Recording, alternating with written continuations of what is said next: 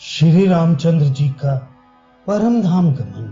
श्री रामदास जी कहते हैं, सवेरे रामचंद्र जी सीता के साथ सोकर उठे तो अजमीन को बुलाकर मीठी बातों में समझाकर कहने लगे कि आज मैं सीता, बंधु, समस्त वानरों और प्रजाजनों के साथ अपने परम धाम की यात्रा करूंगा।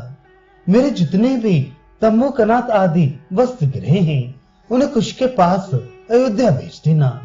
बड़े जीव से लेकर कीट पर्यंत सब प्राणी मेरे साथ वैकुंठ जाएंगे। मेरे चले जाने पर तुम कुश के पास चले जाना और मेरा सब समाचार कहकर सुना देना, और ये भी कह देना कि कुश हमारी और दैहिक क्रियाओं को खूब अच्छी तरह संपन्न करे। यदि मेरे परम धाम जाने के कारण कुछ किसी प्रकार का खेद करने लगे तो तुम उसे अच्छी तरह समझा देना। राम की बात सुनकर अजमीर ने आंखों में आंसू भरकर उनकी आज्ञा स्वीकार की और भगवान को प्रणाम किया। इसके अनंतर राम ने सबके साथ गंगा जी में स्नान किया, नित्य कृत्य किए, हवन किया और गंगा तट पर स्थित ब्राह्मणों को तरह तरह के दान दिए। इसके बाद यात्रा से संबंध रखने वाले जितने कर्म थे वो सब किए। चलते समय हवन की अग्नि को वैकुंठ लोक भेज दिया। उस समय राम रूपधारी विष्णु की लक्ष्मी सात्विकी सीता राम के दक्षिण भाग से वैकुंठ धाम को चली गई। उस समय सब वेद अपने मूर्त रूप से वैकुंठ लोक में जा पहुंचे।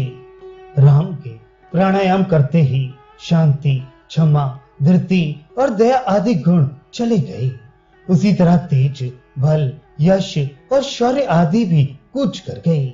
इसके अनंतर सब पूर्ववासियों तथा वानरों ने भी गंगा जी में स्नान और प्राणायाम करके अपने शरीर का परित्याग कर दिया। इसके बाद सीता के साथ राम ने गंगा जल का स्पर्श किया और कुशासन पर बैठे। हाथ में कुशा लेकर वे उत्तर की ओर मुख करके बैठे। उसी समय राम देवताओं के सम्मुख विष्णु भगवान के रूप में परिणित हो गए। उन भगवान के 4 भुजाएं थी, नीलकमल के समान श्याम शरीर था। वे अपने शरीर पर पीले वस्त्र धारण किए हुए थे। कौस्तुभ मणि से उनका हृदय सुशोभित हो रहा था और श्रीवत्स अपना निखार अलग ही दिखा रहा था। गंगा जी के तट पर राम के वाम भाग में बैठी हुई सीता लक्ष्मी के रूप में और लक्ष्मण फणों से सुशोभित शेष भगवान के स्वरूप में परिणित हो गए। भरत जी शंख के रूप में परिवर्तित होके विष्णु भगवान के दाहिने हाथ में जा विराजे। शत्रुघ्न ने विष्णु के सुदर्शन चक्र बनकर वाम भुजा में अड्डा जमा लिया। वहां पर जितने वानर थे वे सब क्षण भर में अपने अंश रूप से देवताओं के शरीर में प्रविष्ट हो गए। चांडाल से लेकर कृमि कीट पर्यंत सभी अयोध्या निवासी अपने अपने शरीर को छोड़कर दिव्य देह धारण करके विमानों पर सुशोभित होने लगे। उस समय गगन में देवताओं के विविध प्रकार के बाजे बज रहे थे।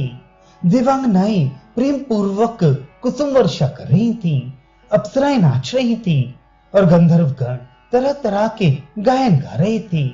उसी समय गरुड़ ने आकर सूर्य सदृश दैदीप्यमान भगवान को दंडवत प्रणाम किया। इधर सोम आदि राजाओं ने भी अपनी स्त्रियों समेत अपने अपने शरीर को छोड़ दिया। इन लोगों के परम धाम चले जाने के बाद उर्मिला, मांडवी तथा श्रुतकीर्ति ने अपने अपने पति के शरीर का आलिंगन करके चिता में जलकर शरीर छोड़ दिया। उधर समस्त देवताओं की स्त्रियों ने हजारों रत्न में दीपक जलाकर लक्ष्मी के समेत विष्णु भगवान की आरती उतारी। कुछ देर बाद विष्णु भगवान ने कहा कि हे ब्रह्मा, मेरे साथ जो अयोध्या के सब पूर्ववासी तथा त्रियग योनि तक के प्राणी यहाँ आए हैं, इनके लिए कोई स्थान बतलाइए।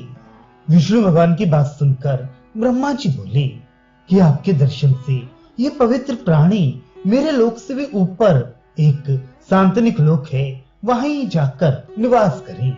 इसके बाद विष्णु भगवान ने फिर कहा कि इनके अतिरिक्त भी जो प्राणी अयोध्या में शरीर त्याग करें वे सब सांतनिक लोक प्राप्त करें। ब्रह्मा ने भगवान की ये बात भी स्वीकार कर ली। इसके अनंतर वे सब अयोध्यावासी दिव्य शरीर धारण करके नाना प्रकार के विमानों पर जा रहे थे। उस समय वे लोग अच्छे अच्छे गहने कपड़े पहने थे और कितनी ही सुंदरी अप्सराएं उनके शरीर में सुगंध मल रही थी। उन पर दिव्य चमक चल रही थी। सूर्य के समान दीप्यमान तो चंद्रमुखी नारियां सब प्रकार की सेवाएं कर रही थी। तदनंतर ब्रह्मा आदि देवताओं ने विष्णु भगवान को प्रणाम किया और बड़े बड़े ऋषि वेद की ऋचाओं से भगवान की स्तुति करने लगे। सब लोगों के बाद श्री शिव जी त्रिलोक के रक्षक विष्णु भगवान की स्तुति करने लगे।